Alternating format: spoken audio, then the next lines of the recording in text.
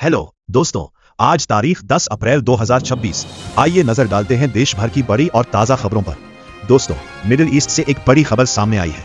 Iran के एक बड़े मंत्री ने बीबीसी से बात करते हुए कहा है कि अब यूनाइटेड स्टेट्स को साफ तौर पर तय करना होगा, जंग चाहिए या सीजफायर। ईरान के उप विदेश मंत्री सईद खतीबजादेह ने आरोप लगाया कि इजराइल ने लेबनान में जो हमले किए हैं वो सीजफायर समझौते का बड़ा उल्लंघन है।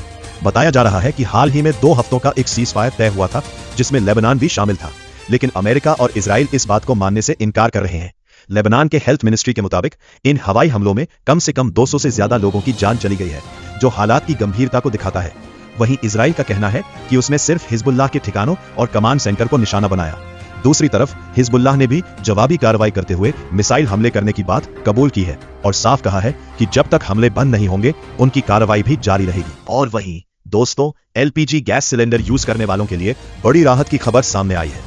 केंद्र सरकार ने साफ कर दिया है कि इंटरनेशनल टेंशन के बावजूद भारत में घरेलू एलपीजी गैस की सप्लाई पूरी तरह से स्टेबल है और कहीं भी किसी तरह की कमी नहीं है।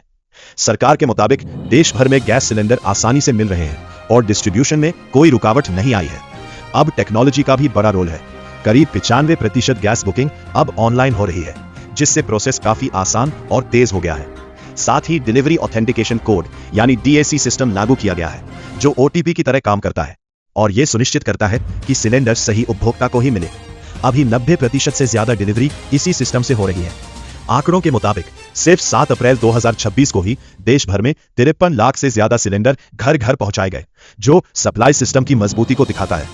इसके अलावा प्रवासी मजदूरों के लिए 5 किलो के छोटे सिलेंडर की सप्लाई भी बढ़ाई गई है, जिससे उन्हें काफी सहूलियत मिल रही है। और वहीं दोस्तों, बिहार की राजनीति में बड़ा बदलाव देखने को मिल रहा है।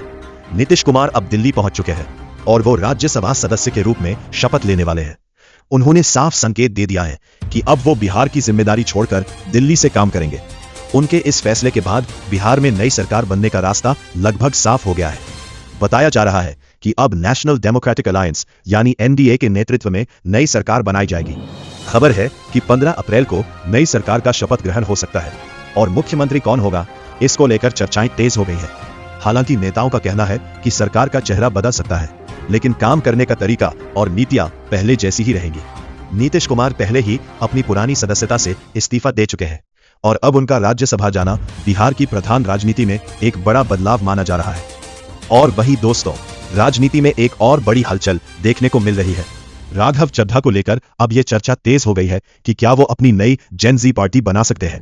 दरअसल आम आदमी पार्टी के साथ उनके मतभेद की खबरों के बीच उन्होंने एक इंस्टाग्राम रील शेयर की, जिसमें उन्हें नई पार्टी बनाने का सुझाव दिया गया था। इस पर राघव चड्ढा ने इसे दिलचस्प विचार बताया, जिसके बाद अटकलें और तेज हो गई हैं। सोशल मीडिया पर लोग कह रहे हैं कि अगर वो अपनी पार्टी बनाते हैं तो युवाओं का उन्हें बड़ा समर्थन मिल सकता है। वहीं दूसरी तरफ पार्टी के अंदर भी तनाव की खबरें सामने आई हैं। हाल ही में उन्हें राज्यसभा में उपनेता के पद से हटा दिया गया, जिसके बाद विवाद और बढ़ गया। कुछ नेताओं ने उन पर आरोप लगाया कि वो पार्टी के मुद्दों को सही तरीके से नहीं उठा रहे, जबकि राघव चड्ढा का कहना है कि उन्हें चुप कराने की कोशिश की जा रही है।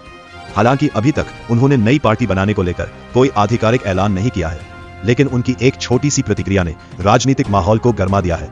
और वही दोस्तों, नौकरी करने वालों के लिए बड़ी राहत की खबर सामने आई है। ईपीएफओ ने अपने पीएफ निकालने के नियमों को और आसान बना दिया है। अब अगर आपकी नौकरी चली जाती है या आप ले ऑफ का शिकार होते हैं तो आप तत्काल अपने पीएफ का 75% पैसा निकाल सकते हैं। इसमें आपका ही नहीं बल्कि कंपनी का योगदान और उस पर मिलने वाला ब्याज भी शामिल होगा।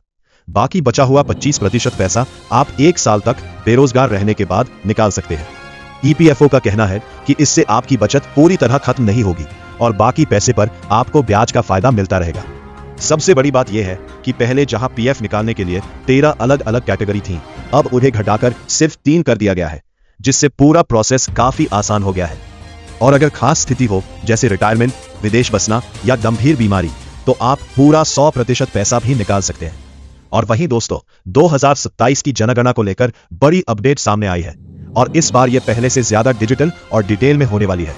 सेंसस ऑफ इंडिया के तहत अब हर घर की पूरी जानकारी ली जाएगी। सिर्फ लोगों की गिनती नहीं बल्कि घर की हालत और सुविधाओं का भी पूरा हिसाब होगा। जानकारी के मुताबिक 17 अप्रैल से 1 मई 2026 तक लोग खुद ऑनलाइन अपनी डिटेल भर सकेंगे और 2 मई से 31 मई तक अधिकारी घर घर जाकर करीब 33 सवाल पूछेंगे। इन सवालों में आपके घर की दीवार, छत, फर्श किस चीज से बने हैं, घर अपना है या किराए का, ये सब शामिल होगा। साथ ही रसोई, बाथरूम, पानी का सोर्स और खाना किस ईंधन से बनता है, जैसे एलपीजी या लकड़ी, ये भी पूछा जाएगा। अब डिजिटल चीजों पर भी नजर होगी। घर में mobile, internet, TV, computer, bike या कार है या नहीं, इसकी भी जानकारी देनी होगी। सरकार का कहना है कि यह सारी जानकारी भविष्य की योजनाओं को बेहतर बनाने के लिए बहुत जरूरी है। और ध्यान रहे, सही जानकारी देना अनिवार्य है, क्योंकि गलत जानकारी देने पर कार्रवाई भी हो सकती है। और वही दोस्तों, दिल्ली से एक अच्छी और जागरूक करने वाली खबर सामने आई है। दिल्ली पुलिस ने स्कूल और कॉलेजों में सड़क सुरक्षा को लेकर बड़ा अभियान चलाया है, जिसमें करीब 550 छात्रों और आम लोगों को ट्रैफिक नियमों की जानकारी दी गई। इस अभियान में छात्रों को हेलमेट और सीट बेल्ट की अहमियत, ट्रैफिक सिग्नल का पालन और सुरक्षित तरीके से सड़क पार करने के नियम समझाए गए। साथ ही यह भी बताया गया कि शराब पीकर गाड़ी चलाना, तेज रफ्तार और ड्राइविंग के दौरान मोबाइल फोन का इस्तेमाल कितना खतरनाक हो सकता है। पुलिस ने साफ कहा कि ज्यादातर सड़क हादसे लापरवाही और नियमों को नजरअंदाज करने की वजह से होते हैं, जिन्हें थोड़ी सी सावधानी से रोका जा सकता है। अभियान के दौरान छात्रों को यह भी प्रेरित किया गया कि वो खुद नियमों का पालन करें और अपने परिवार और दोस्तों को भी इसके लिए जागरूक करें। पुलिस का मकसद है कि युवा जिम्मेदार नागरिक बने, ताकि सड़क हादसों में कमी लाई जा सके। और वही दोस्तों, टेक दुनिया से एक बड़ी खबर सामने आई है। ओप्पो ने अपना नया 5G smartphone Oppo A6s Pro launch कर दिया है, जिसमें दमदार फीचर्स दिए गए हैं। इस फोन में 6.7 इंच का OLED डिस्प्ले मिलता है और साथ ही इसमें MediaTek Dimensity 6300 प्रोसेसर दिया गया है, जो इसे काफी स्मूथ परफॉर्मेंस देता है। फोन में 8GB से लेकर 12GB तक रैम और 512GB तक स्टोरेज का ऑप्शन मिलता है, यानी स्टोरेज की कोई कमी नहीं। सबसे खास बात है इसकी बड़ी 7000 mAh बैटरी, जो लंबे समय तक चलती है, और इसके साथ 80 वाट फास्ट चार्जिंग भी मिलती है, यानी फोन जल्दी चार्ज भी हो जाएगा। कैमरा की बात करें तो इसमें 50 मेगापिक्सल का मेन कैमरा और 16 मेगापिक्सल का फ्रंट कैमरा दिया गया है, जो फोटो और वीडियो के लिए काफी अच्छा है। हालांकि अभी इसकी कीमत का खुलासा नहीं किया गया है, लेकिन इसकी पहली सेल 14 अप्रैल से शुरू होगी। अब चलते हैं आज के राशिफल की तरफ। मेष, काम में तरक्की के योग। वृषभ, खर्चे बढ़ेंगे, इनकम भी ठीक। मिथुन, कॉन्फिडेंस हाई, नया काम शुरू करे। कर्क, हल्का स्ट्रेस, सेहत का ध्यान रखें। सिंह, अच्छी खबर मिल सकती है। कन्या, काम का प्रेशर, सोच समझकर फैसला ले। तुला, रिश्तों में मिठास बनी रहेगी। वृश्चिक, सतर्क रहे, जल्दबाजी ना करे। धनु, नई प्लानिंग और ट्रैवल के योग। मकर, मेहनत का फल मिलेगा। कुंभ, नए आइडिया से फायदा। मीन, परिवार के साथ अच्छा समय। तो दोस्तों, ये थी आज की सभी बड़ी खबरें और राशिफल। वीडियो पसंद आए तो लाइक, शेयर और सब्सक्राइब जरूर करें। मिलते हैं अगली वीडियो में। धन्यवाद। जय हिंद।